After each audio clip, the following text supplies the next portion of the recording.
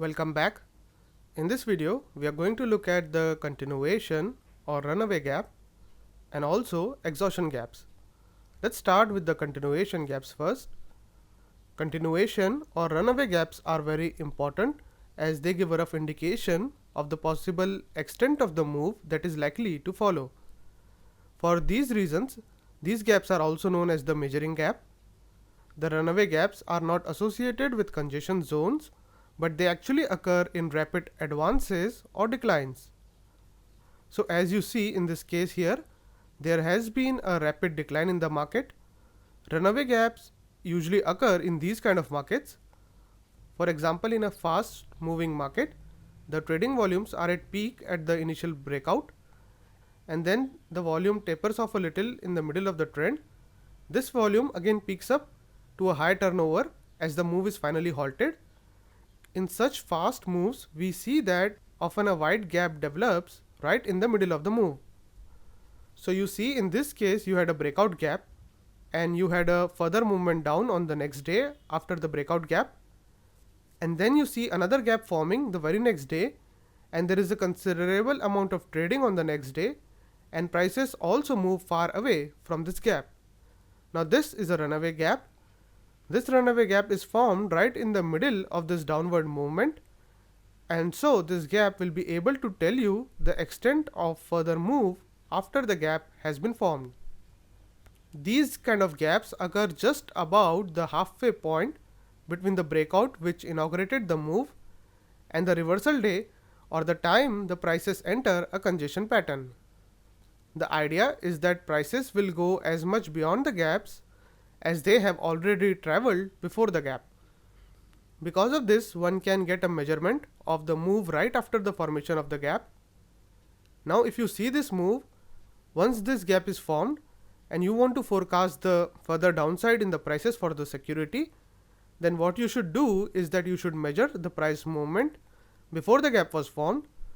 So you see that prices roughly formed an intermediate high of 8533 and moved to 8230 just before the gap was formed. After the gap was formed, the trading started from a price of 8060. So now you can say that since the gap is formed right in the middle, so this gap is kind of a midpoint, and you should expect the prices to move as much below from 8060 as they moved before the gap was formed. So since the price move before the gap was formed happened from 8533 to 8230, this is approximately 300 points. It would be reasonable for you to assume that the price movement after the gap was formed would also be of 300 points, and so a target for you based on these 300 points would be approximately 7700.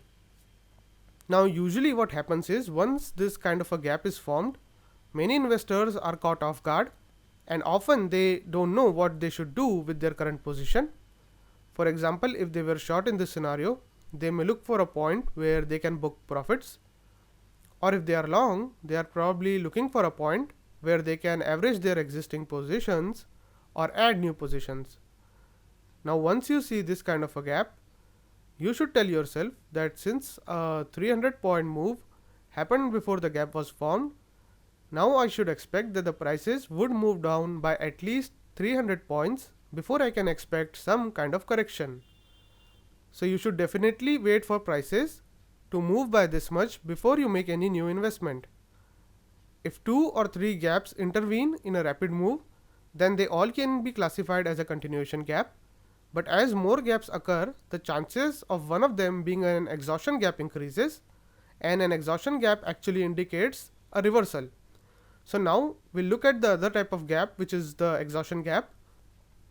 Exhaustion gaps, as the name suggests, comes at the end of the move. Hence they indicate exhaustion of a major move. These gaps are associated with rapid extensive advances or declines. In contrast to runaway gaps, the movement before appearance of exhaustion gap does not indicate any increase in resistance as they proceed. Basically, there is no tendency to lose momentum.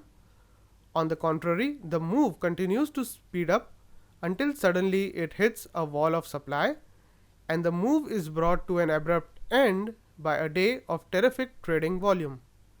In such strong moves, a wide gap sometimes occurs at the very end, that is between the last day of the move and the day just before the last day.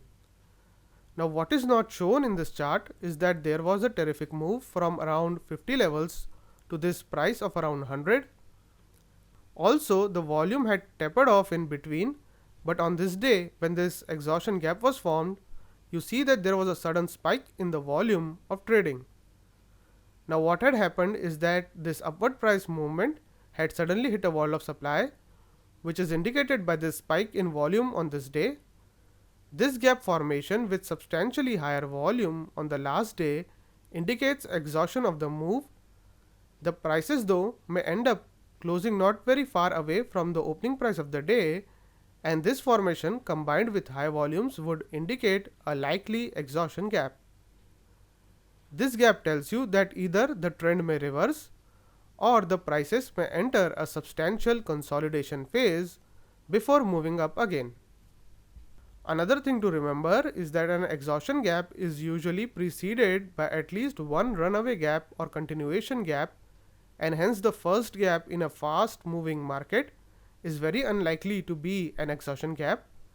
Hence the first gap in a rapid advance or decline can be assumed to be a continuation gap for sure, but every other gap after the first gap should be treated with more and more suspicion of being an exhaustion gap.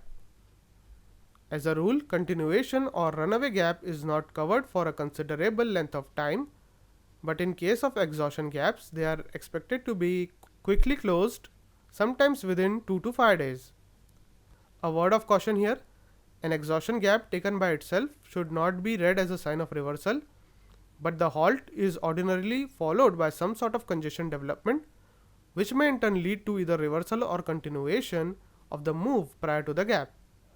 However, in practically every case, enough of a minor reaction or delay ensues from the formation of an exhaustion gap before a new trend emerges.